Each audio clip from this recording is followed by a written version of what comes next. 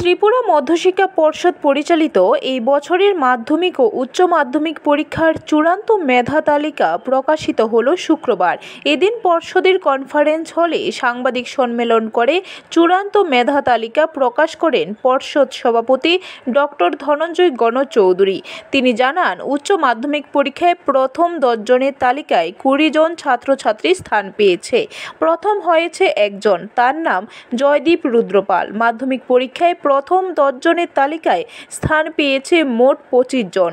490 number পেয়ে প্রথম হয়েছে অন্তরিক্ষা পাল।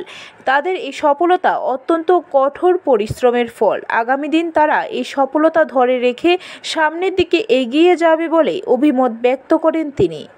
পরীক্ষা খাতা দেখা ইত্যাদি যাবতীয় কাজ শেষ হয়েছিল এপ্রিলের 22 তারিখ।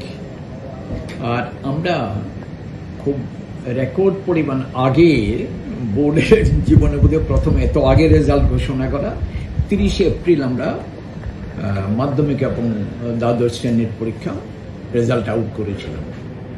তারপরে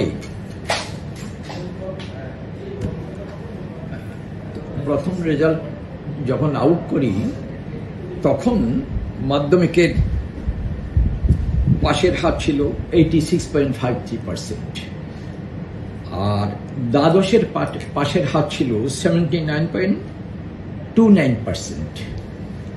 তার এক মাস পর রিভিউ রেজাল্ট যখন আউট হয়, সেটা আউট হয়েছিল ওই প্রথম আউট করলাম আমরা 30 এপ্রিল, ঠিক এক মাস পর 30 মে আমরা আউট করলাম রিভিউর পরীক্ষার রেজাল্ট। ব্যুরো রিপোর্ট, খবর ত্রিপুরা।